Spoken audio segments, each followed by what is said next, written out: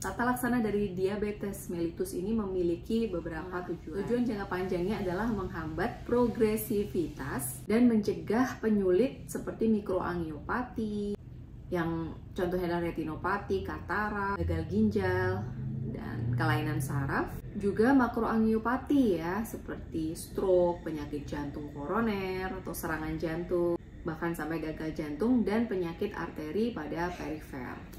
Tujuan jangka pendeknya adalah menghilangkan keluhan, memperbaiki kualitas hidup, dan mengurangi resiko dari komplikasi ya. Komplikasinya yang tadi sudah saya sebut di tujuan jangka panjang. Tujuan akhirnya apa? Yaitu turunnya angka kesakitan dan kematian akibat diabetes mellitus. Karena tujuannya ini cukup kompleks dan diabetes mellitus ini tidak bisa sembuh 100%, maka sangat diperlukan adanya kepatuhan dari penderita untuk selalu kontrol ke dokter yang bertanggung jawab atasnya ya, yang diberi amanah untuk menghandle dari penyakit dia. Nah, dokter ini akan melakukan terapi apa saja. Macam terapi yang akan diberikan oleh dokter berkisar antara edukasi ya, jelas. Mungkin apa yang saya sampaikan sekarang ini termasuk materi edukasi ya. Setelah edukasi, kita juga akan memberikan terapi nutrisi ya. Terapi nutrisi ini akan dikonsulkan biasanya dengan spesialis gizi ya. Kalaupun tidak dengan spesialis gizi, maka akan diberikan perhitungan-perhitungan khusus ya untuk asupan kalori yang harus masuk pada penderita diabetes. Dan jangan salah ya, bahwa diabetes itu berarti nggak boleh makan apa-apa. Oh, itu jelas salah, karena ada polanya tersendiri.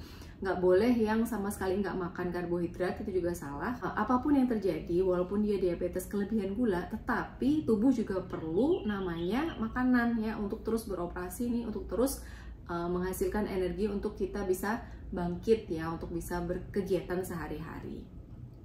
Namun ada porsi masing-masing dan tidak bisa juga benar-benar puasa ini, puasa itu yang akhirnya menyebabkan kelaparan dan ketika dia makan jadi lebih banyak ya.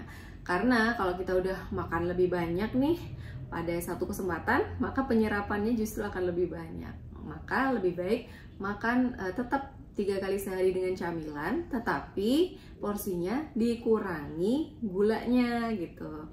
Boleh mengukai karbohidrat pada beberapa kali porsi makan, tetapi harus lebih banyak seratnya dan jangan gunakan glukosa sederhana ya.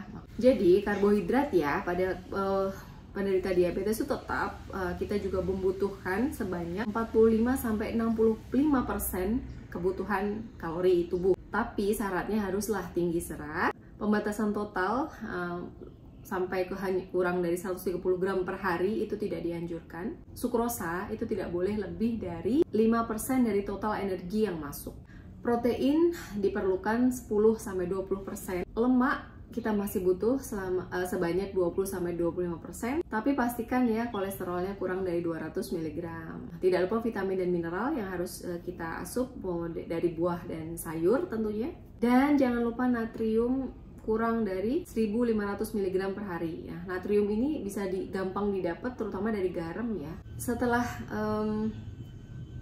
pemahaman terhadap asupan nutrisi, maka dokter akan memberikan pendampingan juga, akan memberikan edukasi juga itu tentang olahraga ya.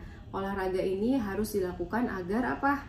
Agar peredaran darah dalam tubuh tetap normal ya. Jangan sampai ada, kalau kita udah bawa gula darah yang cukup banyak di dalam tubuh, nanti dia diendapkan nih di mana-mana, kan bahaya. Maka peredaran darah harus tetap lancar, tetap baik ya, dengan melakukan olahraga yang bisa kita lakukan sehari-hari. Pedomannya apa nih untuk latihan fisik? Nah, yang pertama adalah yang harus jarang kita lakukan adalah kehidupan sedentari ya, diem aja, duduk diem, nonton TV sambil main HP atau tablet atau laptop dan lain sebagainya yang sifatnya kitanya pasif. Kemudian baca buku, diem aja gitu, itu harus termasuk yang jarang kita lakukan. Maksimal lakukan 30 menit sampai 1 jam per kali, dan itu bisa dilakukan sampai maksimal 3 kali sehari. Misal pagi 30 menit, siang 30 menit, sore 30 menit, nggak bisa, jangan sampai lebih dari itu. Nah, maksimal 1 jam. Kemudian yang bisa kita lakukan 2-3 kali seminggu adalah latihan beban ya. Misalnya angkat berat, ini bagi yang masih mampu sih, fitness, dan yang paling gampang dilakukan di rumah adalah peregangan otot. Peregangan otot ini juga dimaksudkan untuk melatih kekuatan otot. Kemudian yang bisa kita lakukan 5 kali per minggu, yang setiap sesinya itu bisa kita lakukan antara 30 menit sampai 1 jam atau sekuat. Misalnya adalah jalan, renang, aquagym, bersepeda, menari, olahraga ski, olahraga permainan, senam aerobik, dan lain sebagainya yang sifatnya lebih mudah untuk dilakukan sendiri. Bisa juga nih dengan jalan di treadmill ya, kalau nggak bisa jalan di luar, atau sepeda pun bisa, sepeda statis apabila tidak ada kesempatan untuk keluar. Intinya bergerak. Jangan lupa juga selain olahraga aktivitas seperti yang saya sebut tadi, kita juga harus beraktivitas fisik seperti lazimnya ya, misal menyapu, kemudian bersih-bersih, sulak-sulak ya kayak gitu, dan lain sebagainya, termasuk berkebun. Baiklah, sekarang kita masuk ke ranah terapi, yaitu pemberian obat ya. Yang paling akrab atau familiar dengan diabetes tentunya adalah pemberian suntikan insulin ya. Ada beberapa yang sudah merekomendasikan insulin ya, itu pada kesempatan pertama setelah diketahuinya ada diabetes mellitus. Tetapi bisa juga penggunaan obat dulu nih ya, kalau obat tidak respon barulah melangkah ke kombinasi dan akhirnya menggunakan insulin. Insulin ini sendiri tentu indikasinya adalah pada diabetes mellitus tipe 1 atau HbA1c-nya lebih dari 7,5% yang sudah mengonsumsi obat sebelumnya, atau HbA1c-nya lebih dari 9% pada kesempatan pertama pemeriksaan. Yang kedua adalah obat yang berupa agonis GLP-1. Selanjutnya ada obat yang disebut pemacu sekresi insulin yang bisa didapat contohnya pada sulfonylurea dan glinir. Kemudian peningkat dari sensitivitas insulin seperti metformin. Ada juga penghambat alfa glukoksidase, misalnya golongan akarbose. Ada juga penghambat enzim dipeptidyl peptidase 4. Contohnya adalah titik-titik gliptin yang ada gliptin di belakangnya ya. Ada juga penghambat enzim sodium glucose cotransporter 2. Contohnya adalah obat-obat yang belakangnya flozin ya. Itu adalah beberapa golongan obat anti diabetes mellitus. Nah, di sini saya akan menjelaskan satu persatu bagaimana mekanisme detail kerja dari obat diabetes ini secara farmakokinetik dan farmakodinamis ya. Intinya adalah kita cukup kenal aja bahwa obat DM itu banyak banget ya, dan itu nggak semuanya bisa dipukul rata. Misalkan si A kan ADM dapatnya yang penghambat enzim ini, yang satunya dapatnya adalah peningkat sekresi insulin dan sebagainya.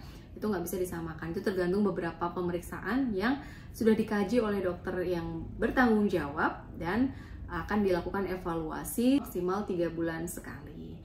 Kemudian edukasi terakhir tentunya adalah berhentilah untuk merokok.